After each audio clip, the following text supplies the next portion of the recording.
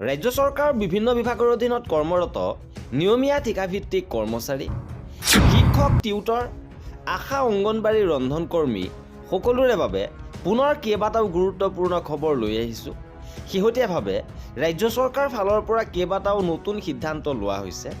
দৰমহা বৃদ্ধিক লৈ সুখবৰ আছে। লগতে কৰ্মচাৰী ইউনিয়নসমূহৰ ফালৰ পৰাও কেইবাটাও ঘোষণা কৰা হৈছে। সবিশেষ আপোনালোকক জনাব বিচাৰিছোঁ। ভিডিঅ'টো প্ৰথমৰ পৰা শেষলৈকে চাই থাকিব। জনাব বিচাৰিছোঁ আজি প্ৰথমটো গুৰুত্বপূৰ্ণ খবৰ। বন্ধ সম্পৰ্কত আহিছে এটা গুৰুত্বপূৰ্ণ খবৰ। 24 সংখ্যক বড়োলেণ্ড দিৱস পালনৰ বাবে 10 ফেব্ৰুৱাৰীত BTCত স্থানীয় বন্ধ ঘোষণা কৰা হৈছে। এই সম্পৰ্কত BTCৰ সাধাৰণ প্ৰশাসন বিভাগৰ ফালৰ পৰা শেহতীয়াভাৱে নটিফিকেশ্যন প্ৰকাশ কৰিছে আৰু সেই অনুসৰি 10 ফেব্ৰুৱাৰী BTCৰ স্থানীয় বন্ধ ঘোষণা কৰা হৈছে। ইপিনে শিক্ষকসকলৰ বাবে এটা গুৰুত্বপূৰ্ণ খবৰ। দৰমহা বৃদ্ধিৰ বাবে নহয়, চৰকাৰী বিদ্যালয়ৰ ভৱিষ্যত সুৰক্ষিত কৰাৰ স্বাৰ্থত আমি ওলাই আহিছোঁ। শেহতীয়াভাৱে শিক্ষা অভিৱৰ্তনত অনুষ্ঠিত কৰি এই ঘোষণা কৰিছে অসম ৰাজ্যিক প্ৰাথমিক শিক্ষক সন্মিলনীয়ে। চৰকাৰী কাম কাজত শিক্ষকক নিয়োজিত কৰি শৈক্ষিক পৰিৱেশ বিনষ্ট কৰাক লৈ শংকিত হৈ পৰিছে আৰু চৰকাৰী কাম কাজত শিক্ষকক নিয়োজিত কৰি শৈক্ষিক পৰিৱেশ বিনষ্ট কৰাৰ বিৰোধিতা কৰিছে অসম ৰাজ্যিক প্ৰাথমিক শিক্ষক সন্মিলনীয়ে। এইবাৰ জনাব বিচাৰিছোঁ অৱসৰৰ বয়স বৃদ্ধিক লৈ এটা গুৰুত্বপূৰ্ণ খবৰ। অৰাজপত্ৰিত কৰ্মচাৰীসকলৰ দৃষ্টান্তমূলক সেৱাৰ বাবে লোকসেৱক পুৰস্কাৰপ্ৰাপ্ত কৰ্মচাৰীসকলে অতিৰিক্তকৈ আৰু এটা বছৰ চাকৰি কৰাৰ সুবিধা পালেও তেওঁলোকে বৰ্ধিত সময়ছোৱাত আন কৰ্মচাৰীয়ে লাভ কৰা সুবিধাসমূহ নাপাব। উল্লেখ্য যে চাকৰিকালত নিয়মানুৱৰ্তিতাৰে কৰ্তব্য সম্পাদন কৰা কৰ্মচাৰীসকলৰ মাজৰ পৰা জিলা আৰু ৰাজ্যিক পৰ্যায়ত লোকসেৱক বঁটাপ্ৰাপকসকলক বাছনি কৰা হৈ আহিছে। তেওঁলোকে এবছৰ কাল অধিককৈ চাকৰি কৰাৰ সুবিধা লাভ কৰিছিল। অৰ্থাৎ 60 বছৰত অৱসৰ পালেও পুৰস্কাৰপ্ৰাপ্ত 61 বছৰলৈকে সেৱা আগবঢ়োৱাৰ সুবিধা লাভ কৰিছিল আৰু বিত্ত বিভাগে এই নীতিৰ কিছু সালসলনি কৰিছে। সেই অনুসৰি এতিয়াৰে পৰা পুনৰ নিয়োগৰ সময়ছোৱাত তেওঁলোকৰ লোকসেৱা বঁটাপ্ৰাপক হিচাপে ব্যক্তিগত পদবীতহে থাকিব। বঁটাপ্ৰাপকজনৰ পুনৰ নিযুক্তিৰ বাবে নতুন পদ সৃষ্টি নোহোৱাৰ ফলত অতিৰিক্তকৈ বৰ্ধিত কাল অন্ত পৰাৰ লগে লগে পদটো বিলোপ হৈ পৰিব।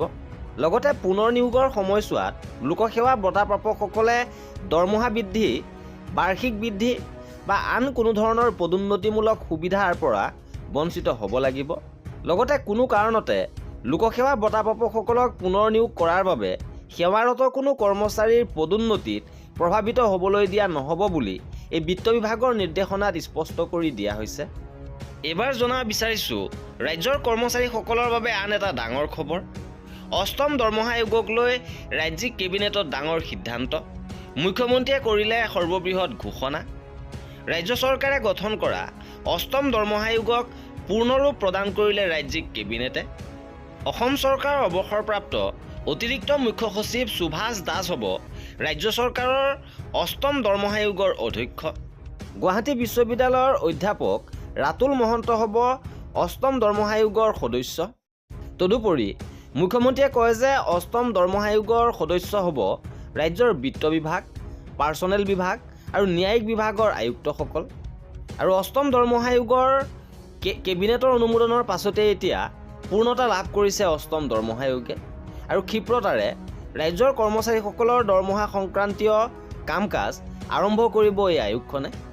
এইবাৰ জনাব বিচাৰিছোঁ ৰাজ্যৰ আশা, অংগনবাড়ী আৰু মধ্যাহ্ন ভোজনৰ ৰন্ধনকৰ্মীসকলৰ বাবে এটা গুৰুত্বপূৰ্ণ খবৰ। পুনৰ কেন্দ্ৰীয় বাজেটত কৰা বঞ্চনাৰ বিৰুদ্ধে আৰু মাননিৰ সলনি মজুৰি আৰু নিয়মীয়া কৰ্মচাৰীৰ মৰ্যাদা বিচাৰি সমগ্ৰ দেশৰ লগতে অসমতো অসম ৰাজ্যিক কৰ্মী আৰু সহায়িকা সন্থাই শেহতীয়াভাৱে চচলত ধৰ্ণা কাৰ্যসূচী ৰূপায়ণ কৰিছিল আৰু ইয়াৰ পিছত পুনৰ অহা 12 ফেব্ৰুৱাৰী তাৰিখে দেশজোৰা ধৰ্মঘটৰ আয়োজন চলোৱা হৈছে। কৰ্মী সহায়িকাসকলে ৰাজ্যখনৰ প্ৰতিটো কেন্দ্ৰৰ মাধ্যমেৰে অংগনবাড়ী কৰ্মী আৰু সহায়িকাসকলে 6টা সেৱা আগবঢ়াই শিশু আৰু মাতৃৰ বুনিয়াদী ভেটি গঢ়াত সহায় কৰি আহিছে। এই আঁচনিখনে 50 বছৰ অতিক্ৰম কৰিলে যদিও আজিও অৱহেলিত হৈ আছে কৰ্মৰত লক্ষাধিক কৰ্মী সহায়িকা। কৰ্মী সহায়িকাসকলৰ বিগত সময়ত কৰা বিভিন্ন প্ৰতিবাদৰ অন্তত 25 চনৰ অক্টোবৰ মাহত সামান্য পৰিমাণে মাননি বৃদ্ধি কৰিলে, কিন্তু বৰ্তমানৰ মূল্য বৃদ্ধিয়ে কৰ্মী আৰু সহায়িকাসকলক আৰ্থিক সকাহ দিব পৰা নাই।